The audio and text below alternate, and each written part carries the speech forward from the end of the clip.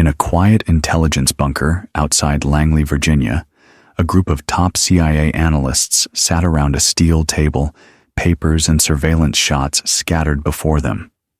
At the head of the table, Director Madison Keene tapped her finger twice and spoke calmly but firmly. "We have confirmed intel that a new encrypted military code will be tested at Fort Darlington next week. If compromised, it could expose every active troop movement on the East Coast." A deep silence followed. Then a voice spoke. "Send me." All eyes turned to Emily Nasser, a 28-year-old field operative of Pakistani origin working undercover for a foreign agency. Fluent in American culture, trained in deep cover operations, and equipped with flawless forged documents, Emily was one of her country's most trusted covert assets. Her mission: infiltrate the private home of Rhett. Colonel James Thatcher, a decorated war veteran in Darlington, Texas, whose son was overseeing the upcoming secure transmission test. Emily assumed the identity of Nicole Kahn, a 24-year-old widowed immigrant looking for housekeeping work. With a fake social security card, ID, and backstory, she found employment in Colonel Thatcher's home within days. Her soft manner and hard-working nature won everyone's trust, including the colonel's aging mother, who often called her "sweet child." Every night, once the house was asleep, Nicole would activate a concealed data router, connect her laptop to the colonel's secure landline, and quietly send encrypted data back to a shadow server in Karachi. Her hands never shook. Her eyes never blinked. She was a machine, or so she thought. Next door lived Sergeant Jackson Reeve, a 30-year-old Border Patrol officer and Afghanistan war veteran. Strong, perceptive, and unusually polite, Jackson often visited Colonel Thatcher to check on his health and swap stories from their military past. The first time Jackson saw Nicole, he paused. A woman that young and educated, working as a maid in a retired colonel's house? His instincts twitched. Still, he smiled. "You ever go to college?" he asked casually one afternoon. Nicole laughed softly. "A bit. But life taught me more than books ever could." Jackson started showing up more often, sometimes for sweet tea, sometimes for no reason at all. His eyes lingered longer than they should. He asked questions Nicole didn't want to answer. She began to feel the walls closing in. Her training told her to disengage, but every time she tried to distance herself, Jackson came closer, more charming, more suspicious. Then, one night, it happened. Jackson peeked through her window, just out of curiosity, or perhaps a hunch. He expected to see a tired woman in her pajamas. Instead, he saw her hunched over a laptop, light glowing on her face, data cables running under the floorboards. His blood ran cold. He didn't confront her. Not yet. The next morning, as Nicole stepped out into the backyard to hang laundry, Jackson blocked her path. "What were you doing last night?" he asked, voice steady but cold. "And don't lie." Nicole's heart thudded. For the first time, she broke protocol. "If you promise not to report me," she whispered, "I'll do anything you ask." Jackson stared at her. "Come to my house, tonight. We talk. Alone." That night, Nicole went. What happened behind those closed doors remained between them, but after that night, the data transfers stopped. Nicole found herself staring at the stars longer, her fingers hovering over her keyboard but never typing. Her mission blurred. Was she seducing him, or being seduced by the possibility of something real? Jackson, meanwhile, had already begun collecting every device, every hidden camera she had planted. Silently, without her knowing, His hands trembled each time, but his loyalty to his country was stronger than his desire for her. And as they both spiraled into a web of secrets, attraction, and betrayal, the truth was becoming harder to define. Was she still an enemy? Was he still a soldier? Or were they just two people, trapped in a war neither of them had started? The Texas sun beat down on the small town of Darlington, but inside Sergeant Jackson Reeves' chest, a storm was brewing. Ever since that night with Nicole, Emily, as he now suspected, his mind had been at war. He had kissed her lips, but he'd also traced the wires beneath her bed. He had touched her skin, but he'd also uploaded her laptop's decrypted logs to Homeland Security. The conflict tore at him. Emily, meanwhile, was unraveling. Each day, she kept up appearances, cooking for Colonel Thatcher, laughing with his mother, pretending she was just another housemaid with a broken past. But each night, the burden of silence became heavier. She hadn't sent data in almost 2 weeks.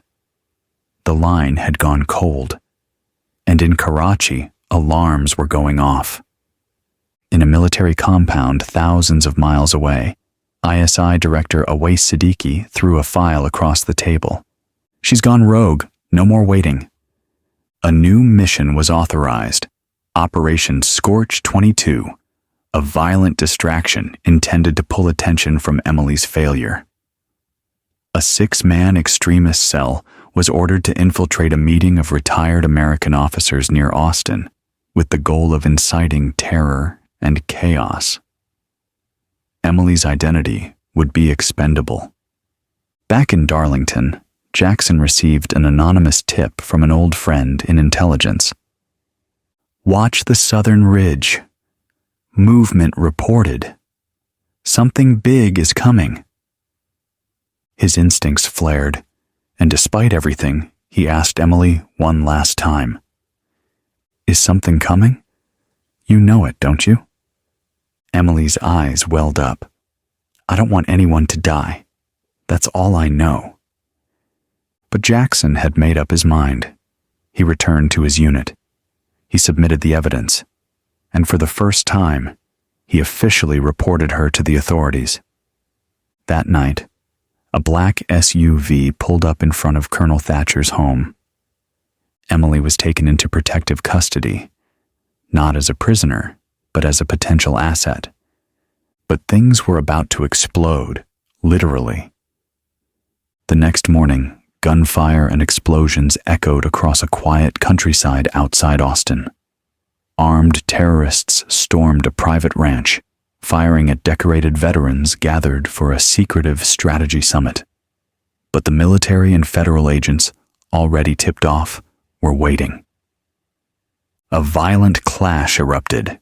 Jackson led a tactical response unit that neutralized all 6 attackers in a 14-minute gunfight. One body was found with documents bearing Emily's fake signature and codes. The betrayal was now indisputable. 2 days later, Jackson stood face to face with Emily in a federal holding room. "You knew this was going to happen," he said, his jaw tight. "And you let it." She shook her head, trembling. "I didn't know. I swear. I wasn't part of that. I gave up the mission. Because of you."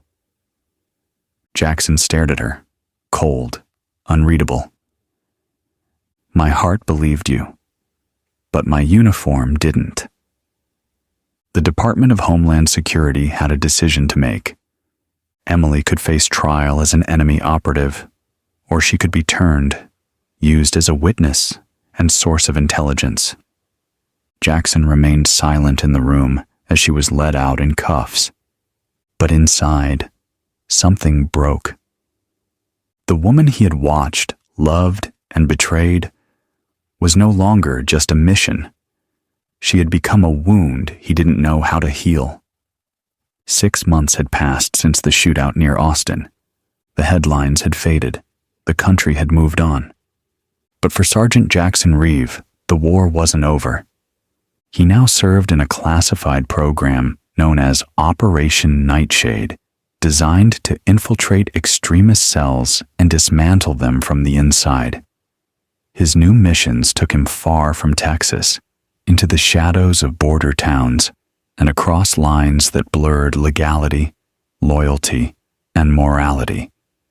But deep inside, he still carried her name, Emily Nasser, not as an enemy, not even as a lover, but as a scar that pulsed whenever he closed his eyes.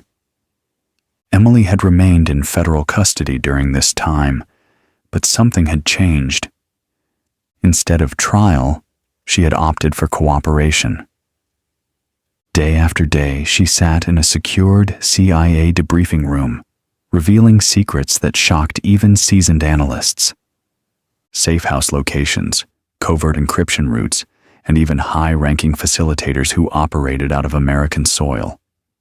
Her information was so precise that the U.S. State Department filed an urgent report to the United Nations naming specific individuals in Pakistan's intelligence apparatus.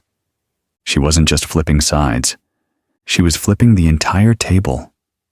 One day, as she sat alone in her cell, she received a visitor she never expected. Jackson. His face was older, leaner, more tired. He didn't smile. "I thought you hated me," she said quietly. "I never hated you," he replied, "but I had to make a choice. Country or you." Emily nodded. "I chose the country too. That's why I told them everything." They sat in silence for a while. "I used to wonder," Jackson said slowly, "if what we had, if any of it was real." Emily's voice was barely a whisper. "It was the only real thing in my life." In recognition of her cooperation and under pressure from humanitarian organizations, the U.S. granted Emily early release under strict surveillance. She disappeared from the public eye. No social media, no interviews. She moved to a quiet town in New Hampshire, changed her name, and began volunteering at a women's shelter. But that wasn't the end. 6 months later, Jackson received a handwritten letter postmarked from Portsmouth, New Hampshire. "Dear Jackson, I now run a community center for refugee girls. They learn to read, to speak, to think for themselves. I tell them not to be used by anyone, not even their country. I still see your face in my dreams, sometimes angry, sometimes kind, but always watching. What we had was brief, but it saved me. Maybe it saved you too. I am no longer anyone's weapon. I am no longer anyone's woman. I belong to myself now. Emily." Jackson folded the letter slowly, slid it between the pages of an old notebook titled Borderlines, a story of one man, one mission, and one woman who changed everything. He placed it in his footlocker and locked it away. Some wars end with treaties, some end in fire, and some just fade into memory, carried by two hearts on opposite sides of the same line.